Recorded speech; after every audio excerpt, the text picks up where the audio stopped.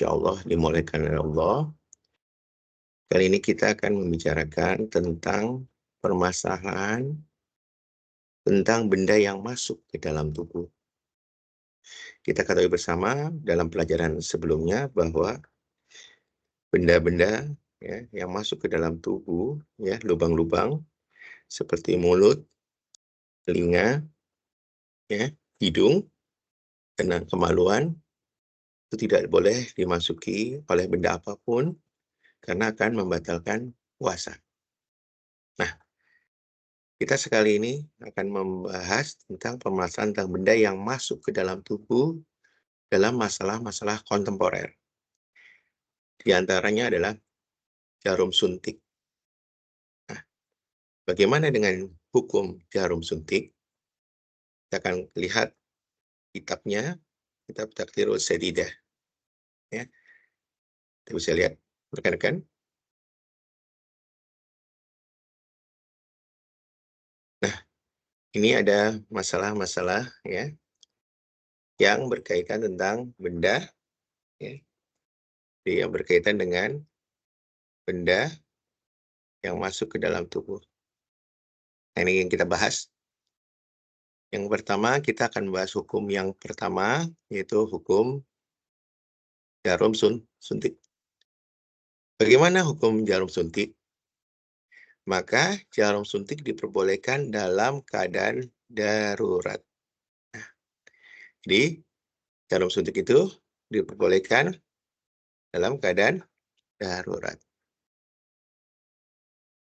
Ya. Nah, tetapi perlu diketahui bersama, para ulama ya, berselisih pendapat ya, atau berbeda pendapat di dalam ya, mengambil pendapat apakah jarum suntik itu membatalkan puasa atau tidak. Jadi sekali lagi, hukum jarum suntik ya diperbolehkan dalam keadaan darurat. Tapi ulama berselisih apakah jarum suntik itu membatalkan puasa. Nah, kalau kita lihat ada 3 pendapat yang akan kita bicarakan saat ini. Yang pertama, pendapat pertama bahwa jarum suntik itu membatalkan secara mutlak. Jadi penggunaan jarum suntik ya, itu membatalkan secara mutlak. Ini pendapat yang pertama. Kenapa?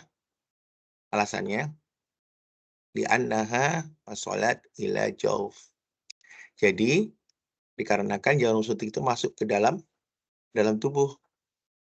Karena masuk ke dalam tubuh, dan ini perkara yang salah satu pembatal puasa, yaitu sesuatu yang masuk ke dalam tubuh.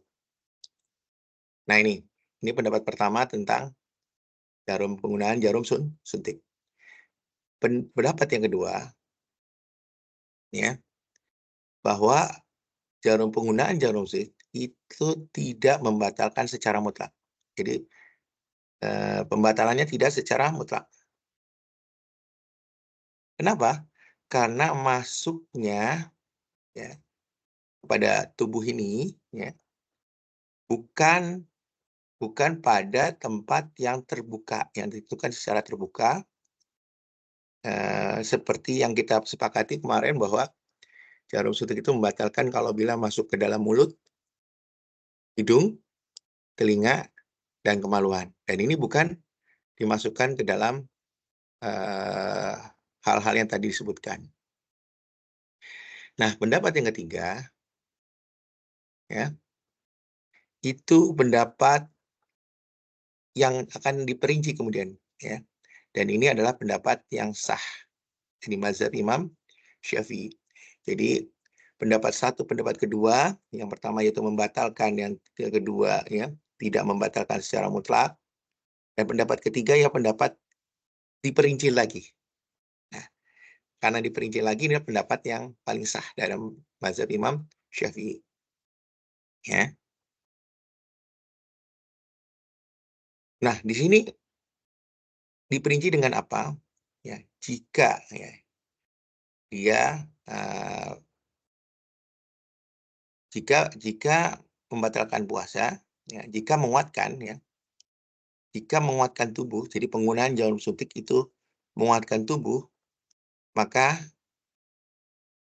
batal puasanya. Misalnya jarum suntik, ya, dimasukkan untuk menambah dengan vitamin C, misalnya untuk menguatkan orang untuk vitamin C. Kan banyak sekarang orang-orang untuk menguatkan tubuhnya dengan vitamin C dia menggunakan jarum suntik. Maka jelas-jelas ini membatalkan puasa. Dan apabila, ya, tidak terkait dengan menguatkan tubuh, ya, tidak terkait dengan, ya, bukan untuk menguatkan tubuh, ya, maka ada beberapa pandangan apabila, ya,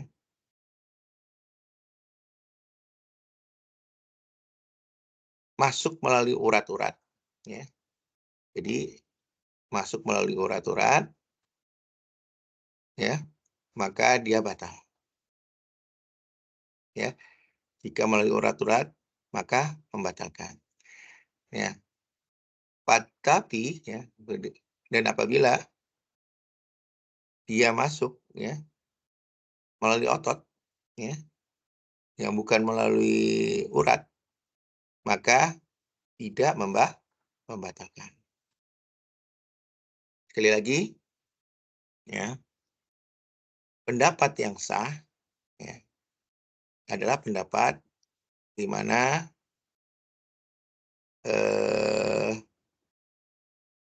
jika menguatkan suatu badan, ya, jika tujuan suntikan itu untuk menguatkan suatu badan, misalnya dengan vitamin dan sebagainya, maka puasanya batal. Tapi kalau tidak menguatkan badan, ini ada beberapa pandangan apabila masuk ke dalam urat, ya, maka dia membatalkan. Tapi kalau melalui otot-otot, maka dia tidak membatalkan. Nah, kalau kita lihat di dalam gambar yang ini nyata, biar kita paham juga bahwa seperti ini, ya.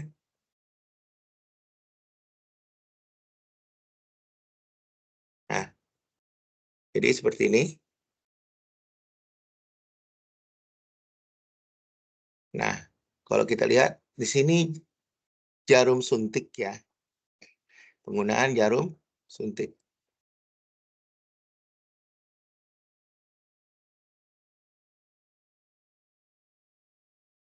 Nah, di sini diperjelas dengan gambar bahwa ulama Syafi'iyah sekali lagi berselisih mengenai masalah ini. Pendapat pertama tadi kita ungkap bahwa jarum suntik pendapatnya membatalkan secara mutlak, ya. Jadi penggunaan jarum suntik dalam bentuk apapun, ya, itu membatalkan secara mutlak. Itu pendapat yang pertama dari mazhab Imam Syafi'i. Yang kedua, pendapat kedua, jarum suntik tidak membatalkan secara mutlak, ya. Dan ini dirinci, ya, dirinci, ya, dirinci, ya. Nah, karena tidak membatalkan secara mutlak, ini adalah pendapat yang muktamad, yang terkuat. Jadi, saudaraku, harus dilihat penggunaan jarum suntiknya untuk apa. Yang pertama, untuk menguatkan tubuh, maka otomatis dia membatalkan, ya. Misalnya kita menambahkan vitamin di dalam cairan tersebut, masuk ke dalam tubuh, maka dia membatalkan. Dan jika tidak untuk menguatkan tubuh, ini dirinci kembali, ya, dirinci kembali. Jadi dirinci kembali, ya. Kalau untuk tidak menguatkan tubuh, ya, kalau melalui urat, maka dia membatalkan. Dan apabila dia melalui otot, maka dia tidak membatalkan, ya. Jadi sekali lagi, pendapat yang utama dirinci kembali. Kalau untuk menguatkan tubuh membatalkan, kalau tidak untuk menguatkan tubuh, ya, kalau disuntiknya bukan untuk menguatkan tubuh, ya, itu kalau masuk melalui urat, maka dia membatalkan. Karena kalau urat ini otomatis untuk hal-hal yang langsung menguatkan tubuh, ya. Kalau melalui otot, langsung disuntik saja, maka ini tidak membatalkan. Jadi pengandungan jarum suntik kalau bila kita sakitnya nggak terlalu parah, ya, itu tidak membatalkan. Jadi pendapat utama dalam pendapat Imam Syafi'i adalah tidak membatalkan. Demikian saudaraku tentang penjelasan penggunaan jarum suntik. Insya Allah nanti kita lanjutkan dengan kajian berikutnya, ya, dengan membatalkan atau menelan bagaimana tentang menelan dahak, ya, tentang menelan dahak. Terima kasih banyak. Ya. Assalamualaikum warahmatullahi wabarakatuh.